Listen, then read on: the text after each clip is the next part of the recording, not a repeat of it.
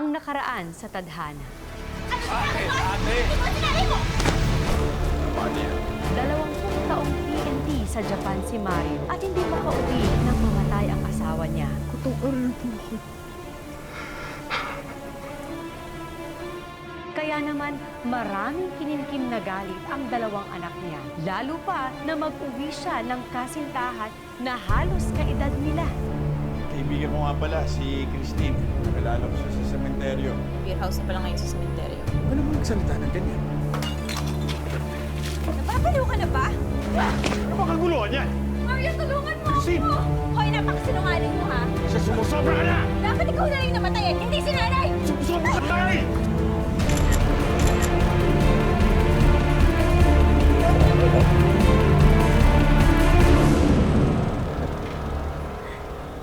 Salamat. Try it, it's good. Sarap na ito. Tay, tigilan niyo na yung pagmumurang kamatis niyo. Dahil niloloko lang kayo ng babaeng yan.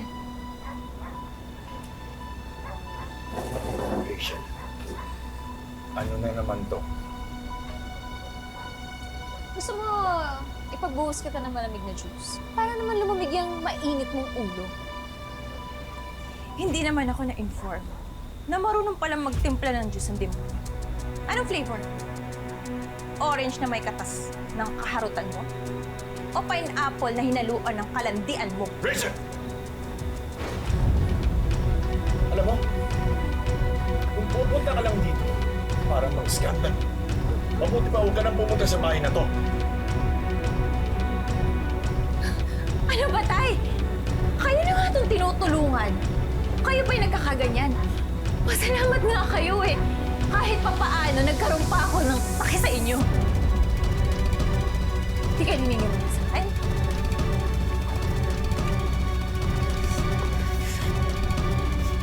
Eto, tingnan niyo na mabuti. Na matauhan kayo. Niloloko kayo ng babaeng yan.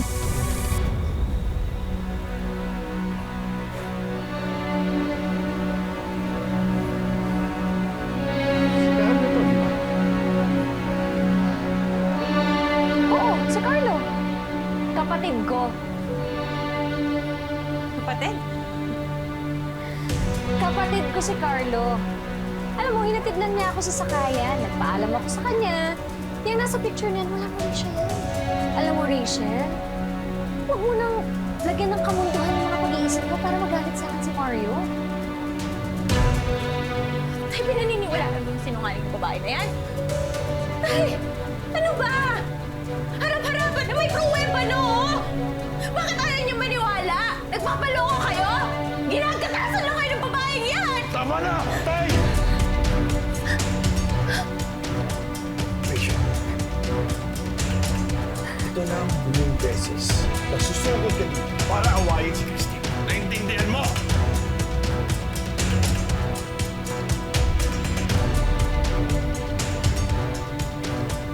So, mas pinaniniwalaan niyo siya?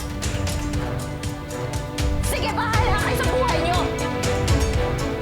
Sana lang, hindi niyo pag-gusto yung tao dito. Eh, nandito ako. Ginawa ko to dahil naawa ko sa inyo. Pinatunayan niyo lang na hanggang ngayon, hindi pa rin kayo mga anak mo pinagin mo.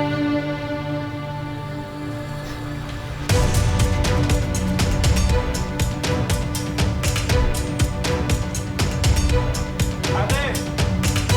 Ate!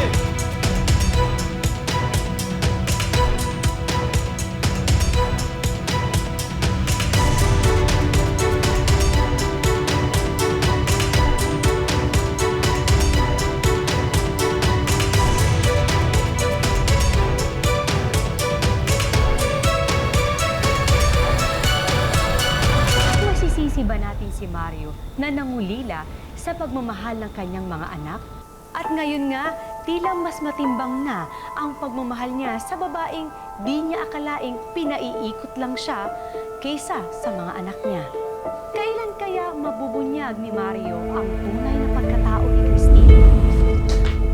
Christine, ang ginagawa mo? Tigilan natin to, Mario. Ayoko na. Pwede. Pinaglaban kita sa anak ko. Ikaw ang pinili ko. Nakita mo naman yun, di ba? Eh, paano naman yung anak mo? Na sinisisi yung kapatid ko, ha? Dinadamay sa galit niya. Mario, ayoko na. Ayoko na nang may nadadamay sa relasyon natin. Christine, nakikiusap ko sa'yo. Huwag mo naman akong iwan. Kaya ko lang pinipili ang sarili ko, buhay ko. Sila lang iniisip ko. Nagpakakuba ako sa Japan para lang sa kanila. Ngayon ko lang pinagbibigyan ng nararamdaman ko, kaya ikaw ang pinili ko. Dali ko lang nagpapasaya sa akin. Huwag mo naman ako iwan, please. Pinili din naman kita, di ba? Kaya lang yung anak mo, may santik yung anak mo. Gagawa at gagawa ng paraan yan para magkahiwalay tayong dalawa. Sige. Sige. Anong gusto mong gawin ko? Gagawin ko? Anong gusto mong gawin ko? Lumipat tayo. Tayong dalawa lang. Pumunta tayo sa Cebu, sa probinsya, kung saan tayo magiging masaya. Christine, baka mahirapan lang tayo kapag doon tayo tumira sa Cebu. Wala pa naman tayo masyadong ipon. Ibenta natin tong bahay na to. Christine, ito lang ang napundar ko para sa mga anak ko. Itong bahay na to, ito lang. Wala nang iba. Mario, si Rachel maganda ang trabaho. Si Nick mas malakas pa sa kalabaw. Pero tayo, paano tayo? At saka, wala naman silang pakialam sa'yo eh, di ba?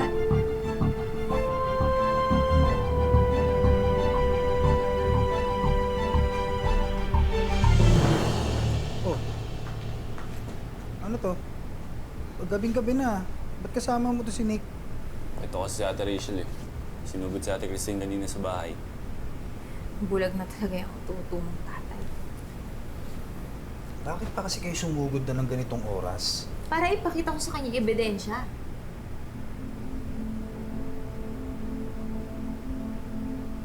Ate, sigurado ka ba sa bintang mo kay Christine? Pwede akong magkamali. Pero malinaw pa sa sikat ng araw yung nasa picture. Dapat kasi video ang kinuha mo, hindi picture.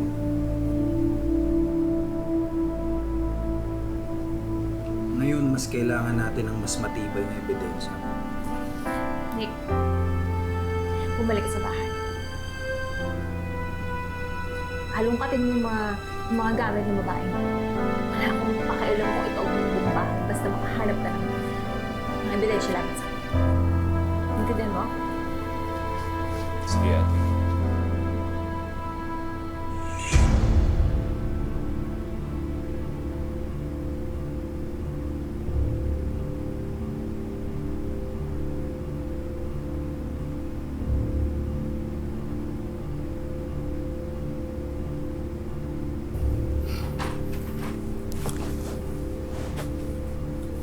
Anong ginagawa mo dito, Nick?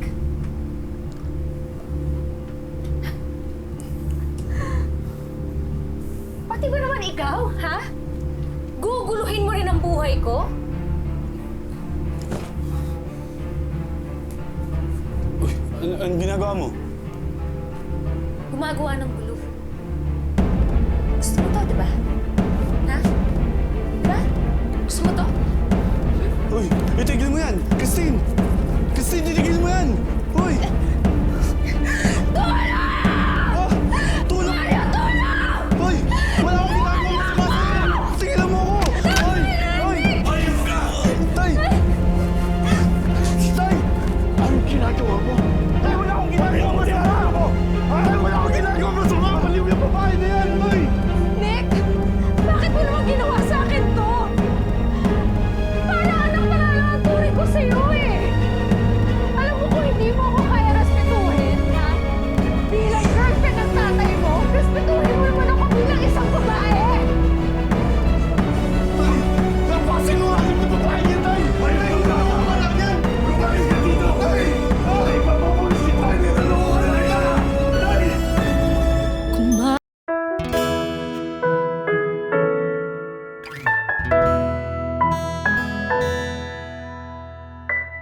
Rachel.